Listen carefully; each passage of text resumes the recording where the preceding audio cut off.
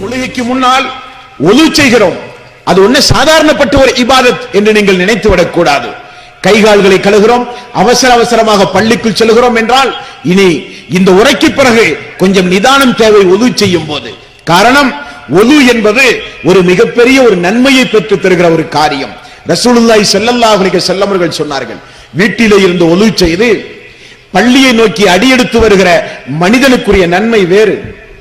ஒது செய்ய நீங்கள் அமரும் போது யாரிடத்திலும் பேசாமல் பிஸ்மியை கொண்டு துவக்கி கைகளை கழுவும் போது கை செய்கிற பாவம் மன்னிக்கப்படுகின்றது. முகம் கழுகிற போது கண்கள் செய்கிற பாவம் மன்னிக்கப்படுகின்றது.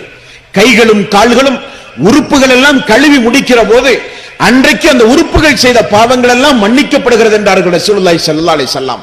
ஒது செய்து முடித்தவுடன் அஷ்ஹது அல்லா இலாஹ இல்லல்லாஹ் வஹ்தஹு லா ஷரீக லஹு வ அஷ்ஹது அன்ன முஹம்மதன் அப்துஹு வ ரசூலுஹு என்று சொன்னால் சொர்க்கத்தினுடைய 8 வாசல்களையும் அல்லாஹ் திறந்து நீ விரும்பிய வாசல் வழியாக செல் என்று அல்லாஹ் சொல்லுவானாம்.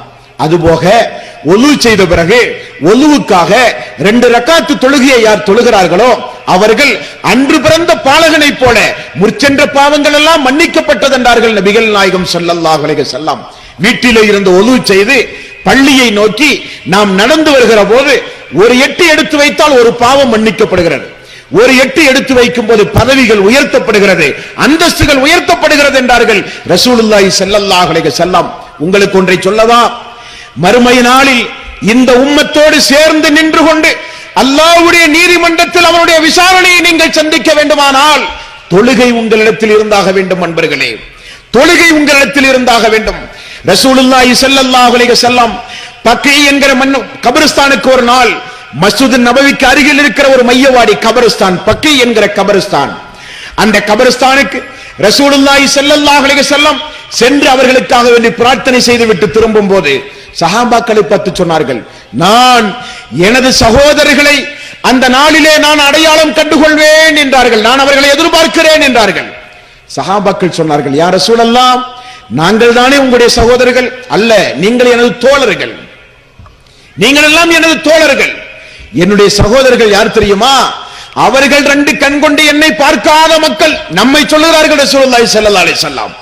எனக்கு பிறகு வரப்போகிற மக்கள், அவர்கள் என்னை 2 கண் கொண்டு பார்க்காத மக்கள், அவர்களை நான் அடையாளம் கண்டுகொள்வேன் என்றார்கள் ரசூலுல்லாஹி ஸல்லல்லாஹு அலைஹி வஸல்லம்.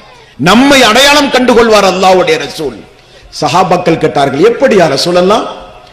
ஆதம் அலைஹிஸ்ஸலாத்து வஸ்ஸலாம் அவர்களிலே இருந்து உலகம் அழிகிற மக்கள் வரை கோடான கோடி மக்கள் நிற்கிற அந்த மஹ்ஷர் மைதானத்தில் இவர்கள் எல்லாம் எனது தோழர்கள், சகோதரர்கள் என்று எப்படி நீங்கள் அடையாளம் கண்டுகொள்வீர்கள் என்று கேட்டபோது ரசூலுல்லாஹி ஸல்லல்லாஹு அலைஹி வஸல்லம் அவர்கள் சொன்னார்கள், கருப்பு நிற ஒட்டக கூட்டத்திற்கு மத்தியில் ஒரு வெள்ளை ஒட்டகம் இருந்தால் அதற்குரியவன் அதை அடையாளம் கொண்டுவதில் ஏதாவது சிரமம் இருக்குமா என்று கேட்டார்கள். இல்லையா ரசூலல்லாஹ்?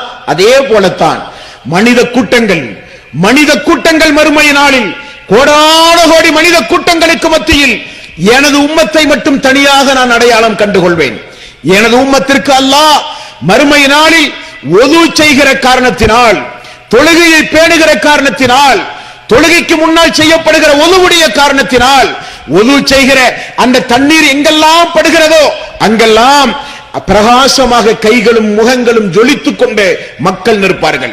அந்த கூட்டத்திற்கு மத்தியில் அவர்கள் மட்டும் நான் அடையாளம் கண்டுகொண்டு இவர்கள் எனது சமுதாயம் என்று நான் சொல்லுவேன் என்று ரசூலுல்லாஹி ஸல்லல்லாஹு அலைஹி வஸல்லம் அவர்கள் சொன்னார்கள் என்றால், அன்பிற்குரிய தாய்மார்களே, அன்பிற்குரிய பெரியோர்களே, இளைஞர்களே, சகோதரர்களே, ஒது செய்து தொழுகையை நிறைவேற்றினால் தான் அந்த மனித கூட்டங்களுக்கு மத்தியில் அல்லாஹ்வுடைய ரசூல் நம்மை அடையாளம் கண்டுகொண்டு இவர்கள் எனது சமுதாயம் என்று சொல்லுவார்கள் என்றால் தொழுகை எந்த அளவுக்கு முக்கியம், தொழுகை எந்த அளவுக்கு முக்கியம், அந்த தொழுகையுடைய விஷயத்தில் எந்த அளவுக்கு நாம் ஜாக்கிரதையாக இருக்க வேண்டும்.